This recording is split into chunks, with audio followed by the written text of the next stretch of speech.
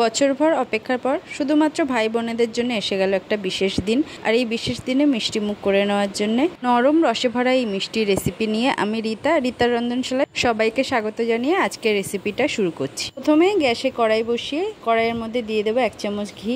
ঘিটা মেল্ট হয়ে গেলে এর মধ্যে হাফ কাপ সুজি দিয়ে 2 মিনিট ভেজে নেব। এরপরেই এর মধ্যে দিয়ে দেবো 1/3 কাপ মিল্ক পাউডার আর দেব 1 টেবিল চামচ চিনি দিয়ে সমস্ত উপকরণটা ভালোভাবে ভেজে নেব। আর এই ভাজাটা এমনভাবে ভাজতে হবে যাতে কোনো রকম কালার না আসে। এরপর আগে থেকে ঘন করে জাল দিয়ে রাখা রুম টেম্পারেচারে থাকা 1 কাপ দুধ দিয়ে সুজিটা রান্না করে নিতে হবে এমনভাবে যেন একটা ডো ফর্মে চলে আসে।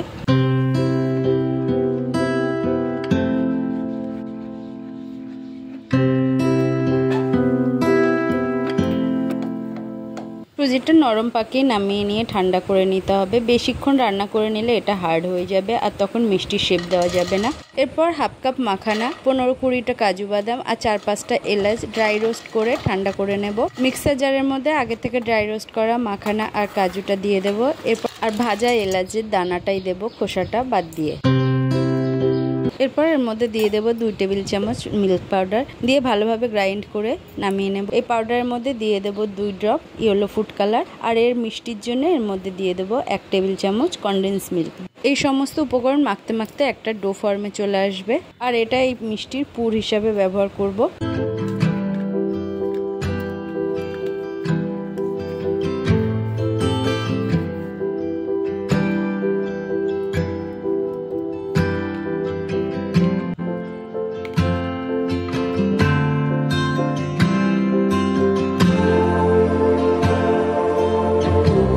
এরপর সুজিটা হালকা ঠান্ডা হয়ে আসলে ভালোভাবে এটাকে মেখে নিতে হবে। প্রথমে কিছুক্ষণ মেখে নেওয়ার পর এর মধ্যে হাফ টেবিল চামচ ঘি দিয়ে আবারও ভালোভাবে মেখে একটা শাইনি স্মুথ ডো রেডি করে নেব।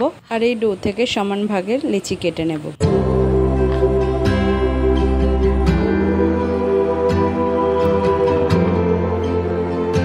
এরপর এর থেকে একটা করে লেচি নিয়ে হাতে চেপে গোল করে নিয়ে এর মধ্যে পুর ভরে মিষ্টির শেপগুলো দিয়ে নেব।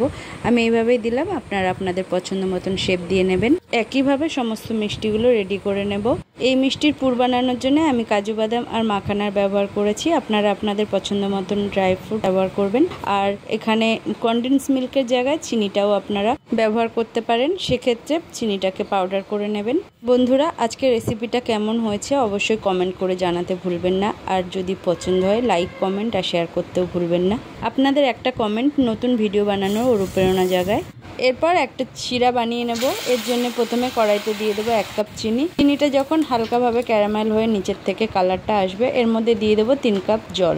চিনিটা মেল্ট হয়ে জলটা যখন ভালোভাবে ফুটে উঠবে আগে থেকে বানিয়ে রাখা মিষ্টিগুলো এক এক করে দিয়ে প্রথমে 2 মিনিট এমনিই ফুটিয়ে নেব। এরপর ঢাকনা দিয়ে রান্না করে নেব 10 মিনিট। তো 10 মিনিট পরে দেখুন বন্ধুরা মিষ্টিগুলো উপরে ভেসে উঠেছে। এরপর হালকা হাতে মিষ্টিগুলো একটু নাড়াচাড়া করে নিয়ে আবারও ঢাকা দিয়ে রান্না করে নেব 10 মিনিট। 10 মিনিট পরে আবারও ঢাকনাটা খুলে নিলাম। দেখুন মিষ্টিগুলো আরও আকারে বড় হয়ে গেছে। তো এই মিষ্টিটা রেডি হতে টোটাল 22 মিনিট মতো সময় লেগেছে। তো এই মিষ্টিটা অনেকটাই ঠান্ডা হয়ে এসেছে। এবারে শিরা থেকে তুলে নিয়ে এটা স্ট্রেনারের মধ্যে রেখে দেবো।